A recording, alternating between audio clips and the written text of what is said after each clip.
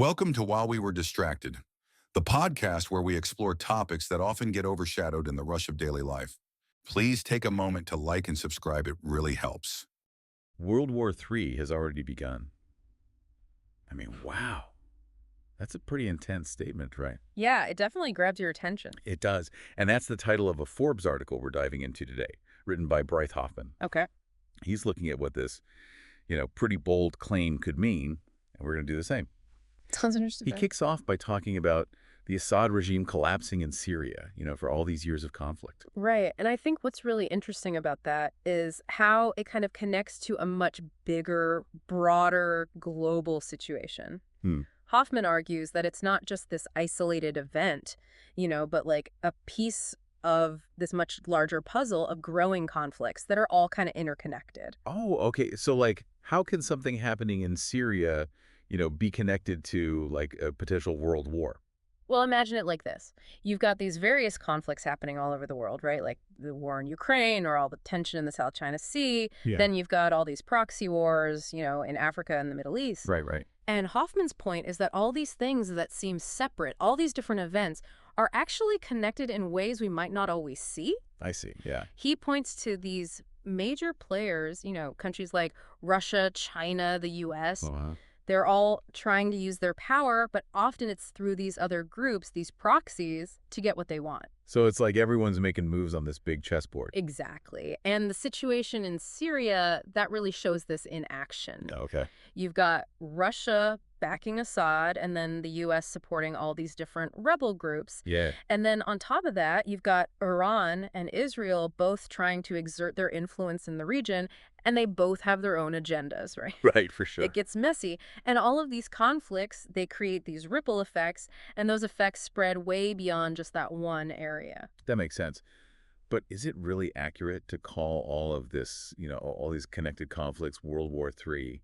It doesn't look like the world wars, we've seen in history. That's a really good point. And Hoffman actually acknowledges that, this isn't the same kind of conflict. Right. He's not talking about huge armies battling it out on the ground like we saw back in the 20th century. What he's saying is that today's warfare, it's more complex, it's all interconnected, and a lot of it is fought through these proxies and using economic tools. Economic tools, what do you mean by that? Think about things like economic sanctions, trade wars, even manipulating, global financial systems. These are all things that powerful countries can use to pressure and influence other countries without actually, sending in troops. Oh, interesting. Like the sanctions that were imposed on Russia after they invaded Ukraine, those have really hit their economy hard and affected their ability to keep fighting the war. Yeah, that makes sense. Yeah. So what Hoffman's saying is that World War III isn't about, tanks and bombs. It's more about this economic warfare and using global systems to achieve goals. You got it. And this kind of warfare can be just as destructive, as traditional warfare. Yeah, I can see that. Maybe even more so because the impacts are so widespread and they can last for a really long time. Okay, so we've got these interconnected conflicts and a new kind of warfare. But where does the business world fit into all this? Why is Hoffman talking to specifically business leaders in this article? Well, he's trying to get their attention, sound the alarm. He says that business leaders need to realize this new reality of global conflict because it's affecting them, whether they see it or not. And if they ignore it, there could be serious consequences. Okay, let's talk about those consequences. How does Hoffman see this, playing out in the business world? He talks about a few main areas. First, he points to how the global economy is being disrupted.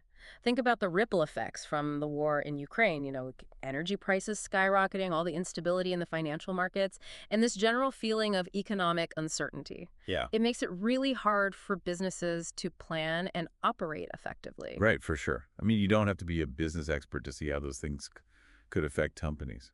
Exactly.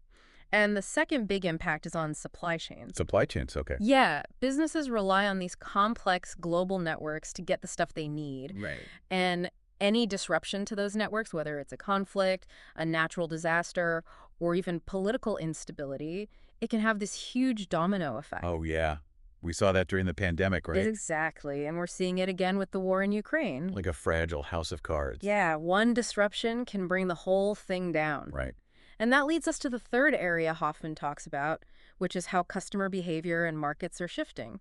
When things are uncertain, people get nervous, their confidence drops, and that changes how they spend money and what they prioritize. Yeah. Businesses have to be able to adapt quickly to these changes, which are pretty unpredictable. So it's not just about handling the immediate disruptions, Right. but also figuring out how to adapt to changes in the market that could last for a long time. That's exactly it. And to really drive home how urgent this all is, Hoffman quotes Jamie Dimon, the CEO of JP Morgan Chase. He recently said, "We can't take the chance this will resolve itself." Wow, that's a pretty strong statement, especially coming from someone like him.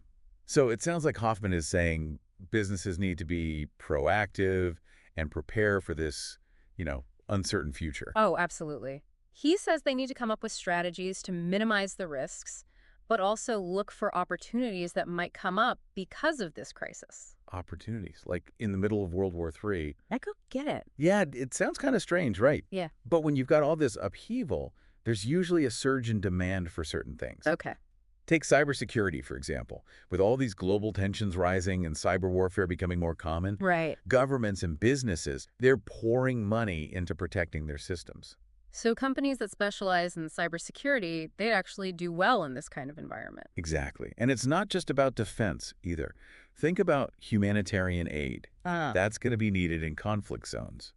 Or all the new technology being developed to create supply chains that can handle disruptions. These are areas where companies can help find solutions and at the same time create opportunities for themselves. It's like they say, necessity is the mother of invention, right? Yeah. Even though it's a bad situation, it could lead to new ideas and new markets. Totally. Hoffman even suggests that businesses could play a big role in rebuilding and developing areas that have been damaged by conflict. It's a chance to not just make money, but to actually help create a more stable and prosperous future. That's a more optimistic way to look at it, I guess. Yeah. But realistically, how can businesses even prepare for something this unpredictable? It's like trying to hit a moving target. Yeah, it's tough. But Hoffman lays out a few key things they can do. The first is understanding the risks. Okay. Businesses need to look at their own specific vulnerabilities to this global conflict. Like, where are their supply chains at risk? Yeah. What are their most important markets? And how could those be impacted by what's happening geopolitically? So it's like figuring out the weak spots in their operations. Precisely. Once they've got a handle on the risks, the next step is developing strategies to minimize those risks. This could mean things like diversifying their supply chains, maybe hedging against currency fluctuations, Right. or even moving some of their operations to places that are more stable. That sounds like a lot of work and probably expensive too. It can be, yeah. But the thing is, not doing anything could end up being a lot more expensive. True. Imagine the damage to a company's finances and reputation if their supply chain gets disrupted, or if they can't operate in a key market because of a conflict. Yeah, you've got a point there. So it's about weighing those costs and benefits, being proactive instead of just reacting. Exactly. But what about smaller businesses? Do they even have the resources to do all that? That's a good question.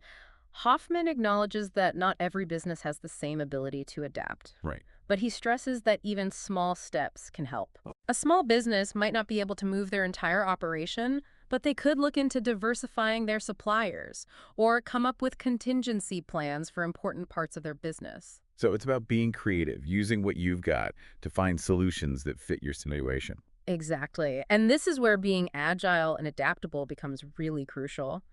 Hoffman says businesses need to be flexible and willing to change their strategies as the world changes around them. It's almost like they need to have a wartime mentality, even if they aren't actually fighting. Yeah, that's a good way to think about it. And that brings us to another important point Hoffman makes. Okay. This World War III, it's not going to be like the world wars we've seen before. He says it'll probably happen in waves, with periods of intense fighting followed by lulls. So it won't be like constant all-out war. Not necessarily, no. And that's where things get tricky. How so? Hoffman warns against getting complacent during those calmer times. He says those underlying tensions and rivalries, they don't just go away. Yeah, I can see that. The conflict is likely to flare up again, and it could come back even stronger and more dangerous. It's like you're holding your breath, just waiting for the other shoe to drop. Yeah, that's a good analogy. He uses the example of a potential peace deal in Ukraine. Even if that happens, Hoffman thinks Russia will just use that time to rebuild their forces, rearm, and get ready for the next phase of the conflict. That's a scary thought. It is, yeah.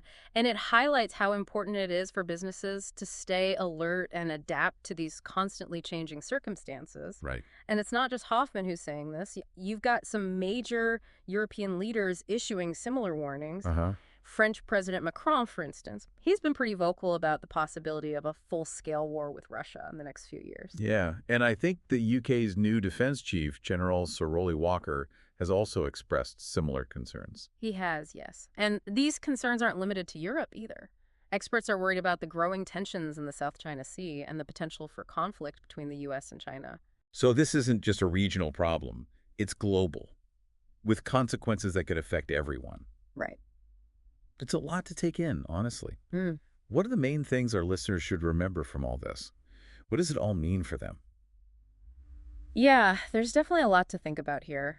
I mean, we've gone from talking about Syria to this idea of World War III, but not like we usually picture it. It's true, right?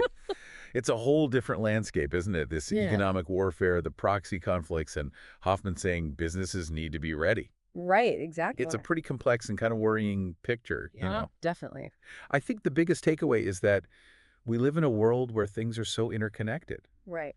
What happens in one part of the world, it can ripple out and affect all of us. Yeah. And not just in terms of politics or military stuff, but in our economies and societies, too. Totally, yeah. Hoffman's point about businesses needing to adapt, it's a big deal. For sure. Whether we fully agree with that, the whole World War III label. Yeah. The reality is that things are volatile. There's uncertainty, and that's becoming the norm. Right. That affects everyone, from CEOs trying to make decisions to people just managing their own money. So where do we go from here? What can our listeners actually do to, handle all of this? That's the big question, right? Yeah. Hoffman talks a lot about businesses needing to prepare, but it applies to individuals, too. Right. The first step is awareness. We've got to stay informed about what's happening globally. Yeah, that makes sense. But it's tough these days, All right. There's so much information out there, it's hard to even know where to begin. Oh, for sure. Focus on reliable news sources. Get your news from different places. Oh, yeah, that makes sense. Don't rely on just one outlet or one perspective. Look for sources that give you analysis context. So don't just go for the headlines and all the sensationalized stuff. Exactly. And then think about your own personal risks, almost like your own risk portfolio. What are you vulnerable to if things get disrupted globally? Do you have investments in certain markets? Are you reliant on specific supply chains, for your business or even just your everyday life? It's like taking stock of how connected you are to the whole global system. That's a good way to put it, yeah. Okay. Once you understand where those points of exposure are, you can start thinking about ways to, reduce those risks. Right. Maybe it means diversifying your investments, finding different suppliers for your business, or even having a backup plan for, the essential things you need. So being proactive instead of just reacting when things happen. That's it. Okay. And while it's smart to be prepared, it's also important to remember, we're not just passive bystanders. Right. We can actually make choices that contribute to a more stable and peaceful world. That's a good point. It's easy to get caught up in the negative stuff and feel like there's nothing we can do. Right. It can feel overwhelming. What kind of choices are you talking about? It could be simple things, Okay. supporting businesses that align with your values, advocating for policies that encourage global cooperation. Yeah. Even just having real conversations with people who have different viewpoints than you.